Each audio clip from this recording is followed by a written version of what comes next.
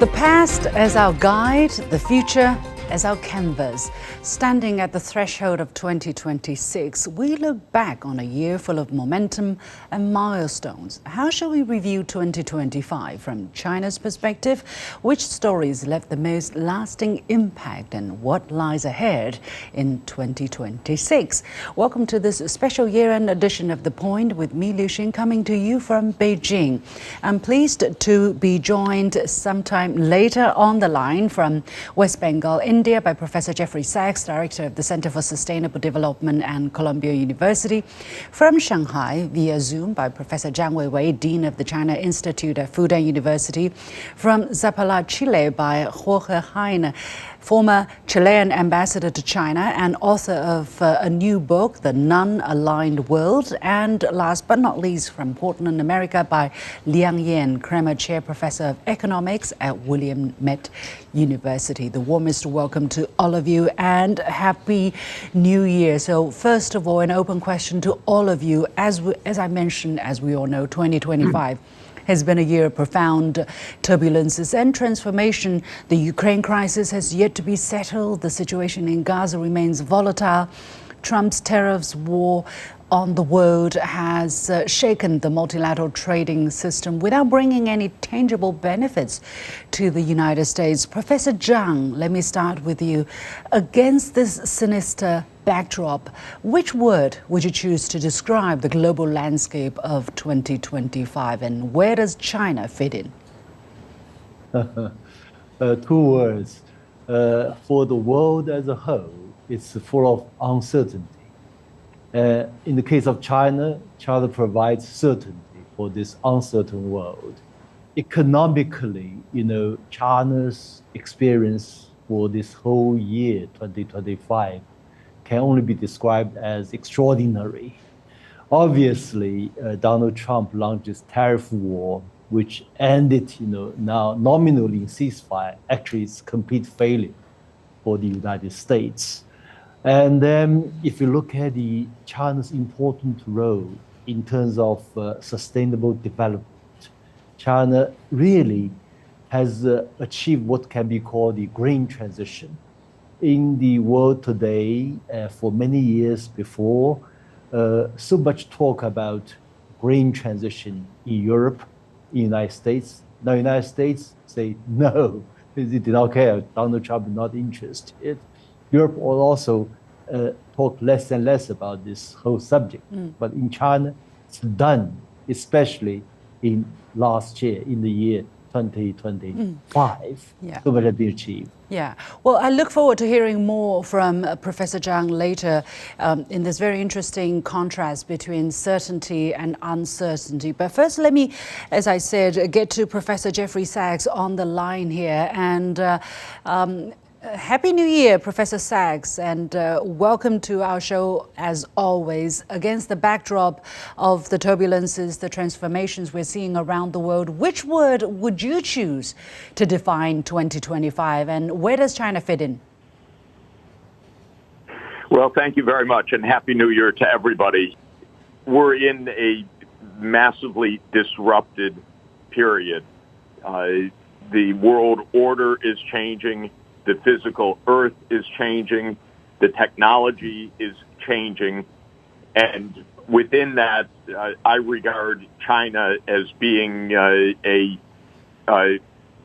core protagonist in the world for getting to where we want to go, to a more stable, global, rules-based or law-based order, and with the new technologies that can help us. So I think China's role becomes more and more important. The United States becomes more and more erratic and unstable. I'm sorry to say, Donald Trump is both a cause of instability and a symptom of instability. And as we just heard, the United States has even abandoned the quest for environmental sustainability, but that means that China is indisputably the world leader and the center of the new world green economy. And thankfully, China is pursuing this both in the public sphere and in the private sphere. So 2025 was a very disruptive year.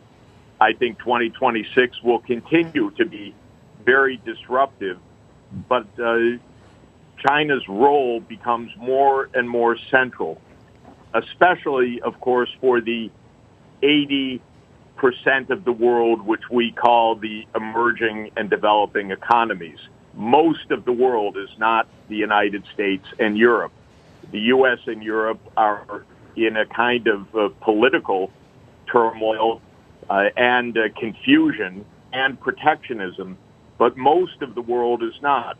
And most of the world is looking to China as a financial and technological and trade and diplomatic partner. So this is how the world is changing. China's role in it is, of course, becoming ever more central.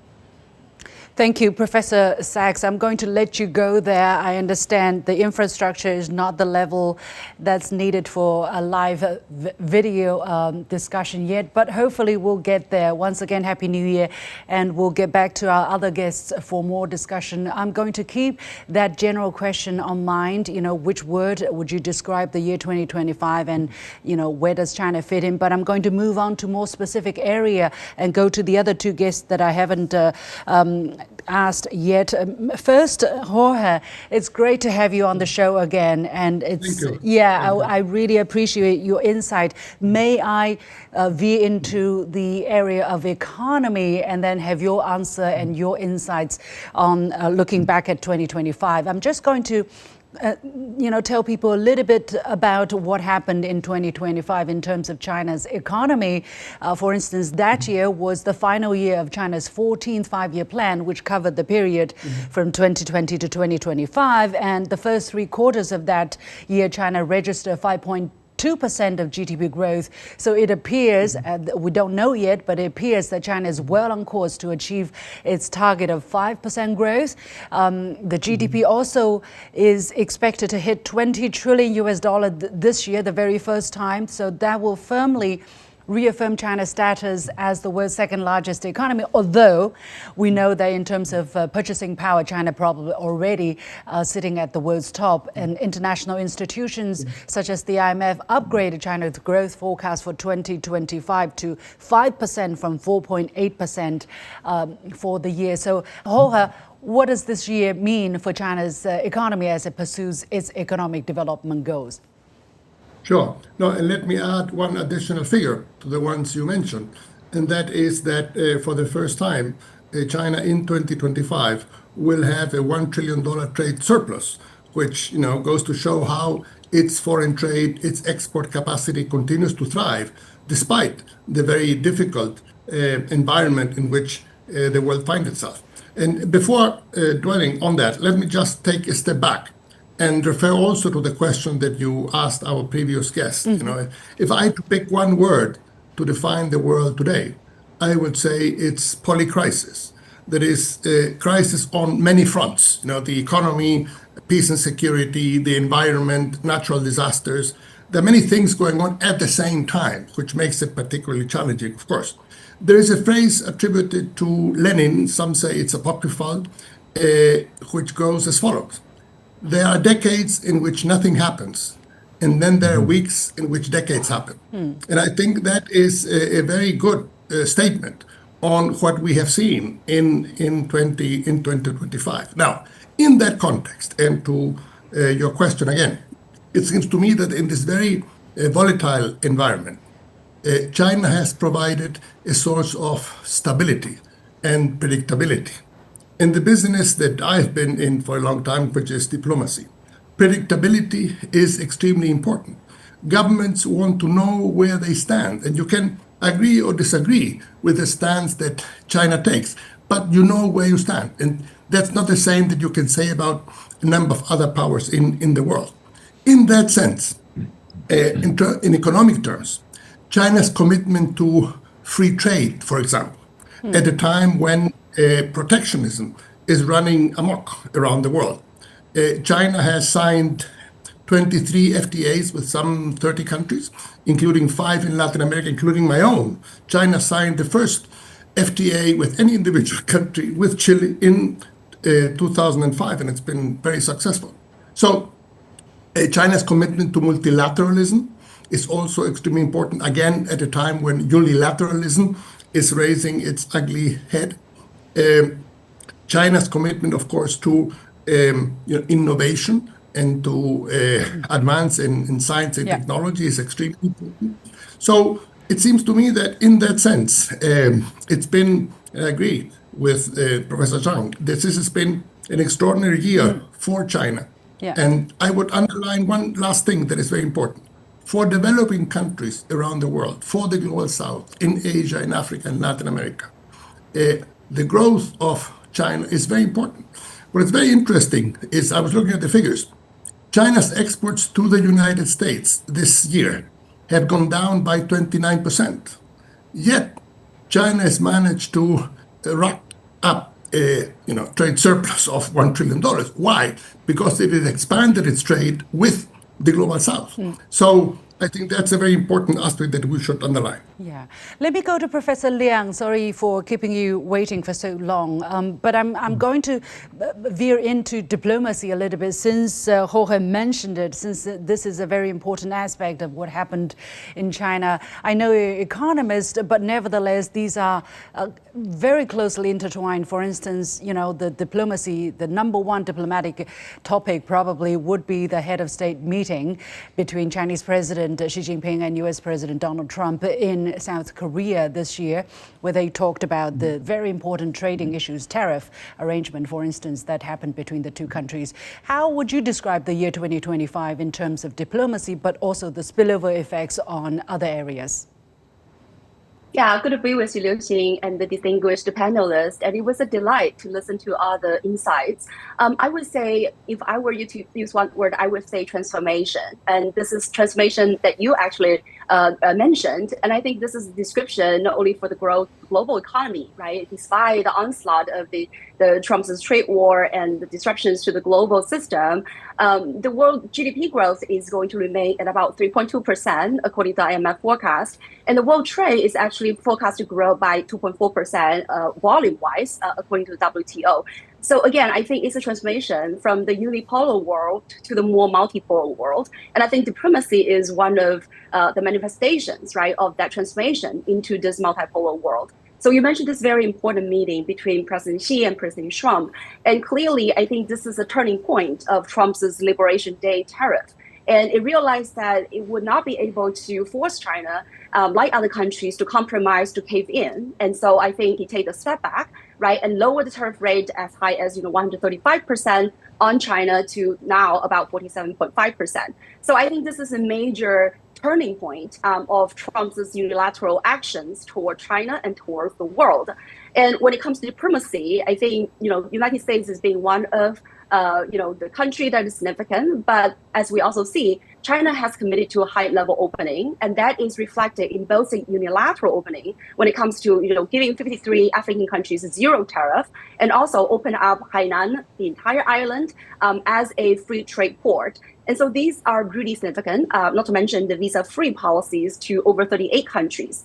And China is also partnering with other countries at various multilateral platforms, be it BRICS, be it BRI, be it G20, or SCO. And so there are a lot of diplomatic, I think, wins and also progress. I think China is really instilled the sense of stability to the global economy. And hence, I think the transformation that United States can no longer single-handedly really manipulate, right, the global economy. And China is going to contribute 30% of global growth in 2025. Not to mention, I think earlier, the discussions about technological progress and breakthroughs. China, as the middle-income country, first time a middle-income country is able to make it to the top 10 of the Global Innovation Index, right? So I think all of these are remarkable achievements of China, not only in promoting its own economic transformation, but also the global economy and the geopolitical landscape. Yeah, well, indeed, the transformation, we're seeing profound ones on all levels. I want to come back to Professor Zhang Weiwei.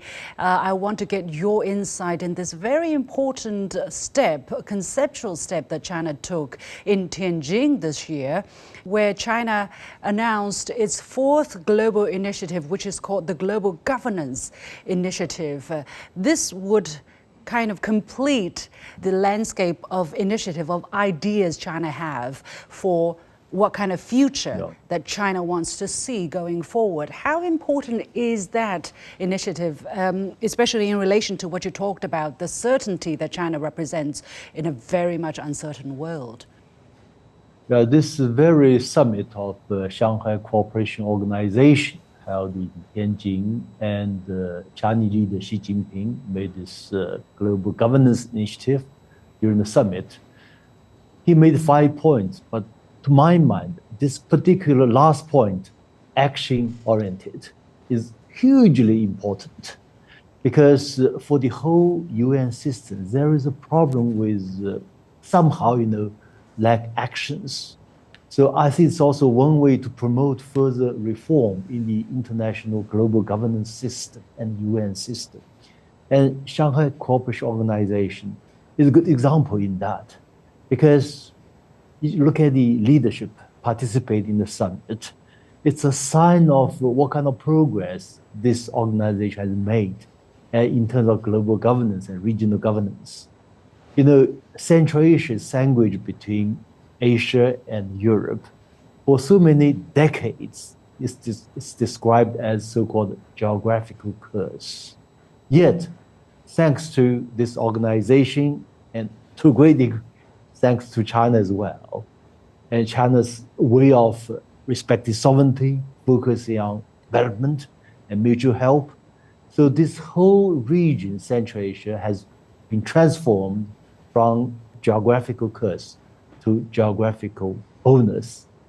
In other words, when Chinese leader Xi Jinping put forward this global initiative, it's backed up not only by ideas, but also by facts, by practice, by good practices, as shown in the Shanghai Cooperation Organization. Let's move on a little bit from the important diplomatic actions that took place in 2025 to the military arena, where we saw some very bright highlights. And Jorge, I'm going to ask you about how Chinese military advancement was perceived in your part of the world. For instance, to mark the 80th anniversary of the end of World War II, China held a V-Day military parade that showcased the transformation of its armed forces into a modern military armed forces. The parade involved more than 10,000 soldiers, over 100 aircraft, hundreds of advanced ground weapons, all organized under integrated wartime command system. China unveiled its complete nuclear triad, highlighting land, sea, and air-based strategic forces. It was also the first since President Xi launched China's new journey to pursue modernization on all fronts. Meanwhile, China also commissioned its first aircraft carrier, the Fujian. So I'm going to ask you, how is all of that seen in your part of the world, especially against the backdrop of China's development, versus the very much crisis-full world we're seeing? Yes, absolutely. Well, let me tell you, I watched this parade on television, and it brought back some very fun memories, because I was in Beijing in 2015 when the military parade for the 70th anniversary of the end of World War II took place. So it was quite a moment for me. So there's no doubt that China has made tremendous progress on the military front. And there is an important document that was released, I think it was in May, a defense white paper by the Chinese government, laying out its priorities for years to come, given the very difficult circumstances the world is facing. And one of the things that I found most interesting in that paper is the insistence of the notion of the Asia Pacific. The Asia Pacific was the term we used, for a very long time, until a few years ago, in the United States, they decided to change that to Indo-Pacific and brought this notion of the Indo-Pacific that became quite fashionable. I myself and not quite sure it will hold. But I found it interesting that this Chinese white defense paper insists on the traditional notion of the Asia Pacific. In the Indo-Pacific framework is facing some problems. For example, a key element of the Indo-Pacific strategy developed by the United States is something called the Quad, Right. which brings together Australia, Japan, the United States, and India. Well, the relationship between India and the United States is not at its best moment right now, as we all know.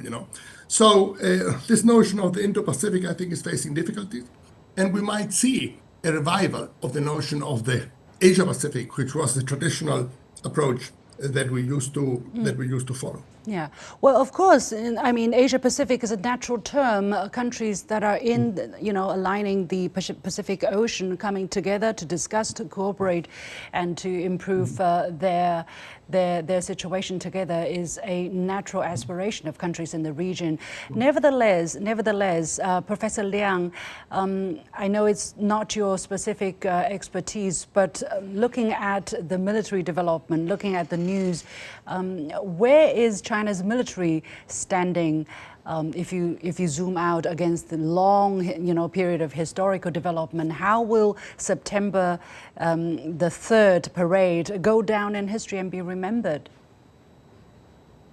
Well, I think the day will definitely be remembered as a day where China was able to have this forceful display of its military might and also strategic intent. I think for China, this military buildup is really for defensive purposes, right? It is to defend its own national sovereignty, its territorial integrity. It is to safeguard regional stability and peace. China's military budget increase is really in line with its GDP growth. And as we also know, that United States military budget is more than the next 7 countries combined. China's gesture really indicates it will defend itself. It has the capability to defend itself and to maintain the regional stability as well as the sovereign rights. Yeah, well, all of this has not been made possible without China's technological advances and China's laser-sharp focus on technological innovation. China's AI model, for instance, DeepSeek, at the start of the year 2025, quickly drew global attention. Humanoid robots made headlines, first of all at the Chinese Spring Festival Gala, when robots danced. The whole world, of course, including the Chinese people, found it amazing and very, very thought-provoking as well. So, Professor Zhang, let me go to you. What does the year 2025 mean in terms of China's technological innovation? What kind of impact is that going to have going forward? Indeed, whether it's DeepSeek or Huawei or other Chinese brands, and in AI, in telecommunication, many other technologies, they are all signs of China's tremendous progress. It's a kind of one breakthrough after another in science and technologies. There is one thing, which we have to look at China as it is.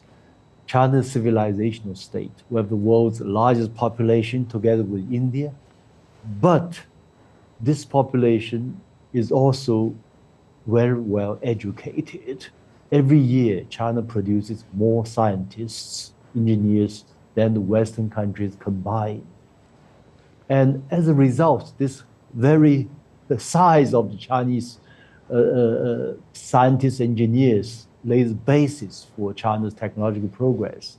As a result, as you may know, in the last year's report by ASPI, an Australian think tank, which made a calculation of Chinese technology, US technology, they came to a conclusion which is very important, which says basically in 64 critical technologies, most critical technology world today, China leads the United States in 57. That shows a lot, the progress China has made in science and technologies. Well, going forward, we don't have much time left. I'm going to ask my guests to talk about the challenges laying ahead. For the 15th five-year plan, for instance, in the recommendations, there are more sentences describing the challenges China faces in this period of time than the opportunities. Ho He, what would you caution against? Well, I would caution against forgetting the significance of promoting domestic demand. I think that China has done very well in its export sector. I mentioned earlier that this $1 trillion trade surplus, a record surplus. But my sense is that domestic demand within China is not picking up at the pace it should. And one of the big questions I had when I was following what was being discussed in the fourth plenum was whether there would be more emphasis on that. My conclusion was that it was a bit mixed. There was some emphasis, but more on the side of production and innovation. And it seemed to me domestic demand is not something that could be sidelined. Okay. Well, I think there is a great emphasis on that effective domestic demand. We'll keep that in mind. Professor Liang, what are your messages or what will you be looking out for in the year 2026? China versus in the big context of the world. Well, I think it's clearly written in the 15th five-year plan that China will work on continuous, industrial upgrading, technological breakthroughs, as well as boosting domestic demand. And that includes both optimizing investments, because I think this year the FAI has declined by 2.6% so far by November. And so there's still a lot of room to optimize investments, especially in infrastructure, in green energy, in data centers and other new economies. So I think investments still needs to be budgeted. And that is an important pillar of the domestic demand. On the consumption side, I think there's a lot of evidence that the China's consumption demand is actually being undercounted. In other words, the consumption value is actually larger than the official statistics. But that said, I do see that there is a lot of room for consumption to continue to grow, especially as percent of GDP. Okay. And that can be done by stabilizing the real estate sector and also by some structural transformation, for example, hukou reforms and so on. Yeah. But I think the Chinese government is aware of the importance of the importance of stimulating domestic demand, and I think they will commit to that task. Yeah, I think the priority is there, but looking from a more comprehensive strategic perspective, Professor Zhang, let me come to you for the last question. Will the crises continue, the turbulences we're seeing, the profound transformation for the worse or for the better, will it intensify in 2026 or the next few years before things get better? What do you predict? My prediction is that the crisis of this nature will continue worldwide. In many ways, it's a kind of a structural shift from unipolarity to multipolarity. We have to go through this process, no other way out. Yet, fortunately, we have China, indeed, because it's a civilization state. It has succeeded in one way or another, in many ways, its own model of development. So as a result, I think there will be more contribution China can make to make the world more peaceful and less turbulent. Yet there are also limits what China can do. In other words, we have to work together with other countries to make the world a better world. All right. Well, certainly keep our fingers crossed and let's roll up our sleeves. Many thanks once again to my guests, Professor Jeffrey Sachs early in the show, Professor Zhang Weiwei in Shanghai, Jorge Heine in Chile, and Professor Liang Yan in the United States. Once again, Happy New Year and all the very best to our viewers from around the world who have been paying attention to us and supporting our growth in the year 2025. We will continue to work hard in the year 2026. As usual, on behalf of the whole team, thank you for watching. You've got the point.